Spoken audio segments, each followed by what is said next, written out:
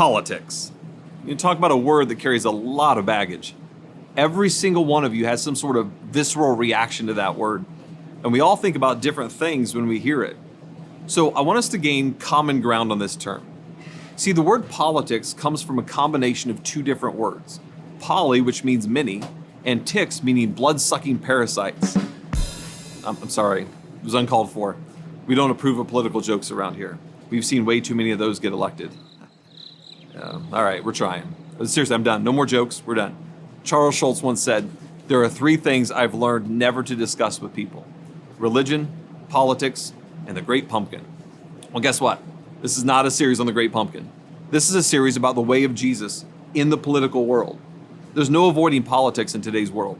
Everywhere you turn, it's there. Like it or not, you have to engage with it. It's a part of life. In this series, we're asking this simple question: what is the way of Jesus when it comes to politics? More importantly, how do we engage in politics and glorify Christ as we do? There are four things that you should know as we kick this thing off. Number one, we are not telling you how to vote. Instead, we want to equip you to engage how God leads you to engage. We do believe that you should be involved in the political process. It is your right, it's your privilege, and it's your duty. We would much rather help you learn how to discern how to vote rather than just tell you how to do it. Number two, we will not say what you want us to, nor will we say what you don't want us to. You see, it's normal human behavior in matters like this, especially politics, to have our ears open up to certain things, to make sure the church agrees with you or doesn't agree with the other side. Certain keywords or phrases or things that tip us off. Just stop it. Because throughout this series, that whole perspective is what will be challenged, which leads us to number three. This is meant to challenge everyone, regardless of where you fall on the political spectrum. We believe the Word of God will challenge everyone's politics. And this whole series is from the Word of God and explores how Jesus engaged with the political powers, and we are going to learn from that. And finally, number four, if you are politically challenged and upset with something that we say politically, you can let us know by emailing spam@242community.com. I'm kidding. Well, sort of. You can email it if you really want to. As followers of Jesus, we're meant to follow the way of Jesus, and that includes in our politics. So what do you say? Let's jump into week one, the way of Jesus. And I promise this means something.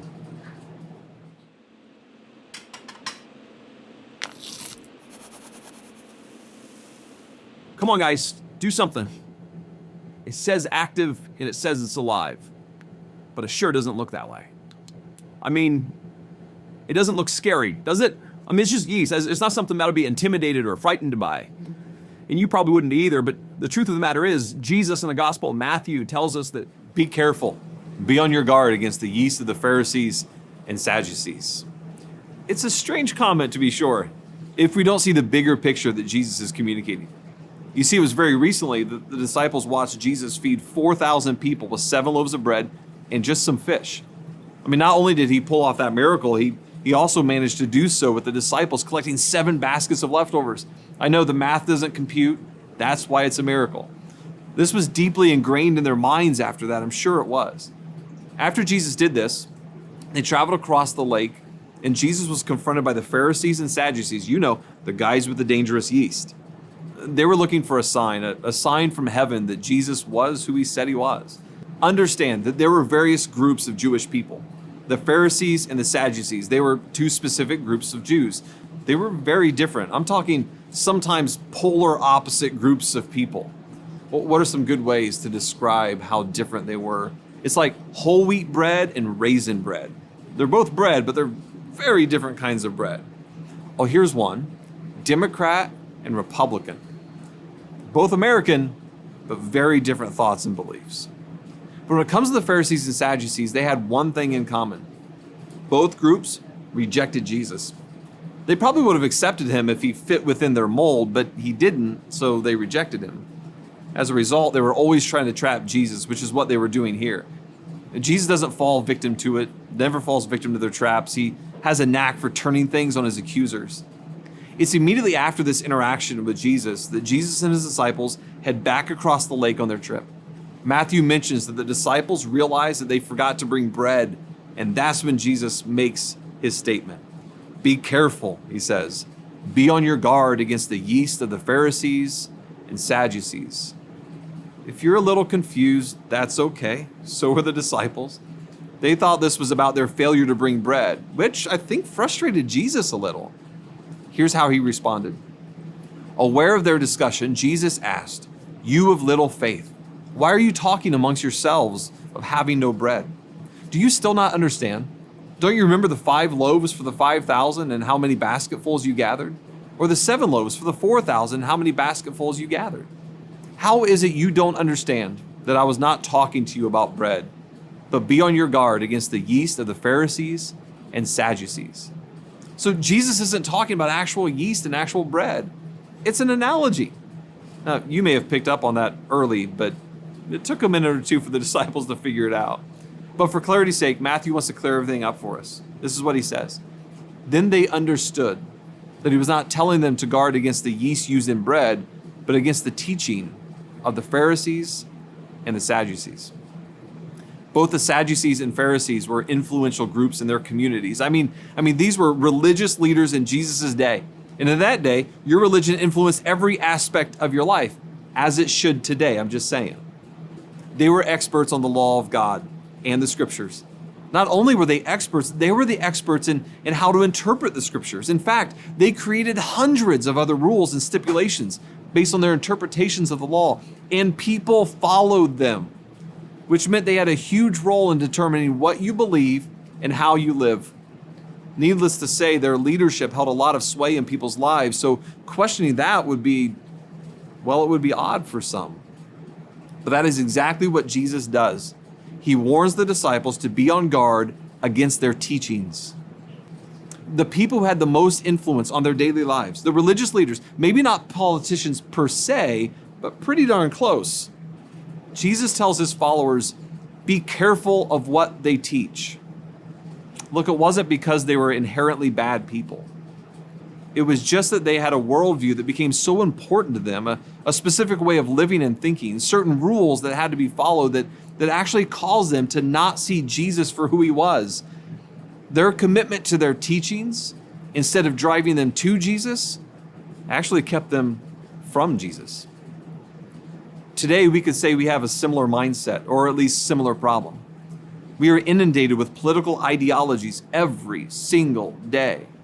And we hold political opinions and views that are important to us, and rightfully so. They should be important to us because they are important. The problem is, too often we allow those things to define our lives and determine every other aspect of our lives. Years ago, when I was deciding to go to seminary, I went out east and I visited a few seminaries. And I remember sitting in a cafeteria with some other students, and the first question they asked me was, are you conservative or are you liberal? Honestly, at that point in my life, I didn't even know what that meant. But it's not an uncommon thing to happen. It happens every single day. In seminaries, in workplaces, it happens in coffee shops, it happens in our homes, and it happens in our churches. We classify ourselves as conservative Christian or liberal Christian. And we classify others as that too. But there's a huge problem with this. Liberal Christians don't exist. And before the rest of you get too excited, neither do conservative Christians. You see, I'm not an English or grammar teacher. If you've ever received a text message from me, you know how true that is.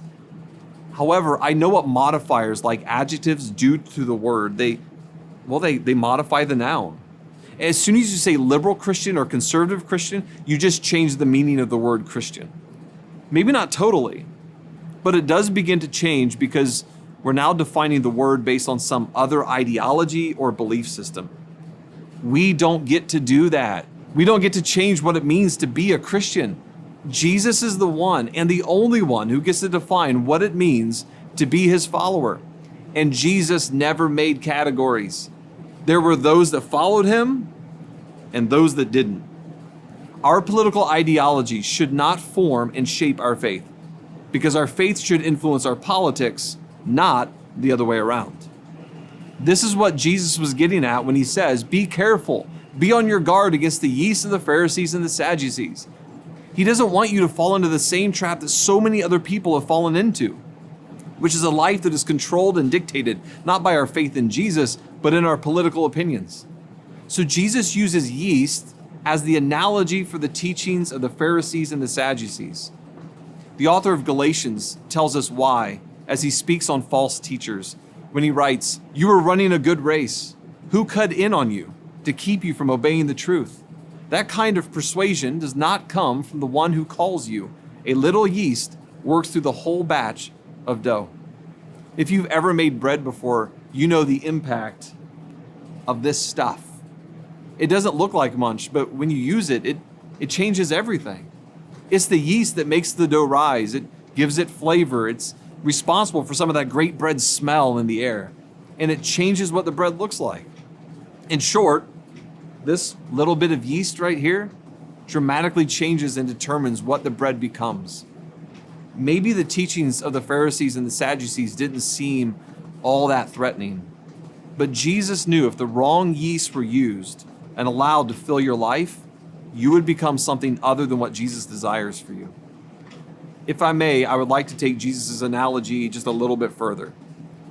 Jesus didn't want his followers being filled with the teachings of the Pharisees and Sadducees because he didn't want his followers to be like the Pharisees and the Sadducees.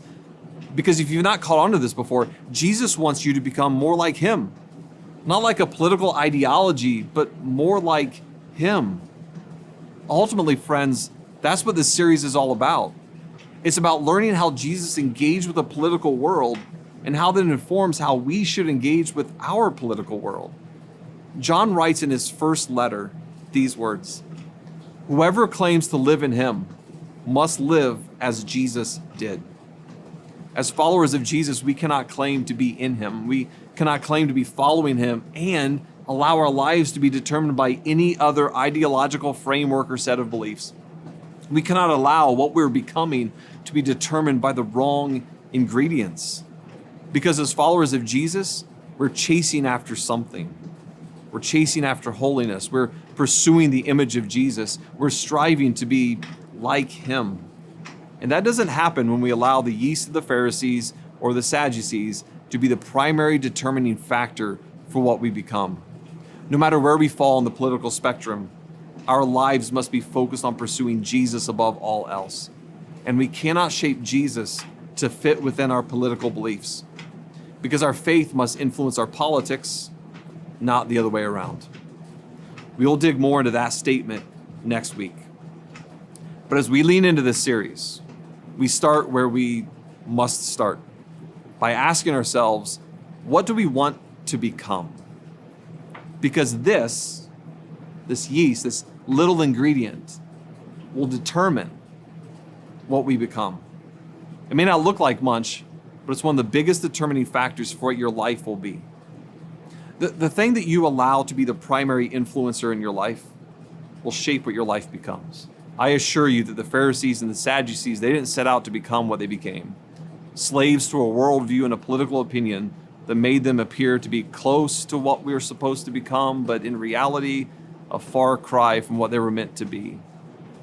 But this is what happens when we allow something other than Jesus to influence our faith in our lives, Republican or Democrat, conservative or liberal, or anything in between. When those things, those worldviews, those opinions are allowed to be the yeast that leavens your entire life, you're going to miss becoming what you were meant to become. So here's the question. Do you want to be more like the political ideology on the left? There's a yeast for that. Or do you want to become more like the political ideology on the right? There's a yeast for that as well. Or perhaps you take seriously the call of Jesus and you want to become more like him. You want to live in the way of Jesus. There's a yeast for that as well. That yeast is the Word of God, and it's the Spirit of God. And that yeast, when we allow it to fill us, will begin to shape us and will help us become more like him. And we'll look different. We'll talk different. We'll act different. And we might just engage in politics differently. Friends, politics are not a bad thing. We just have a tendency to allow it to have more authority in our lives than Jesus ever intended it to have. Over the next few weeks, we're going to shake our political perspective a bit. We're going to discover what it means to, even in the midst of some crazy politics, to become more like Jesus by chasing after the right thing, by chasing after him. Those other loaves, these loaves, they'll always leave you longing for more, looking for fulfillment that they can't offer. Because Jesus, friends, is not just an average loaf, not even close. As Jesus puts it, he says, I am the bread of life. Whoever comes to me shall not hunger, and whoever believes in me shall never thirst. When it comes down to it, it's pretty clear which bread we should be chasing. What are you chasing? Is it the bread of a particular political party? Or maybe it's the bread of a particular political ideology? Or are you chasing after the bread of life? Because let me tell you something. There's only one answer that will help you become more like Jesus. Only one. So as we step into this crazy political year, I mean, come on, we all know it's going to be crazy. Let's pursue Jesus above all else. And let us guard against the yeast of, well, everything that isn't him. Because it's in our pursuit of the bread of life that allows our life to be filled not with the, as Jesus would say, yeast of the Pharisees and Sadducees, but by the very Spirit of God that transforms us and shapes us into the image and likeness of Jesus. So as I turn it over to your campus to chase after the bread of life together, I leave you with a simple question. What do you want to become? Because how you answer that question will determine everything about how you engage with the political world and what you become. We can chase many different breads in this life, but there's only one worth pursuing. That is the bread of life.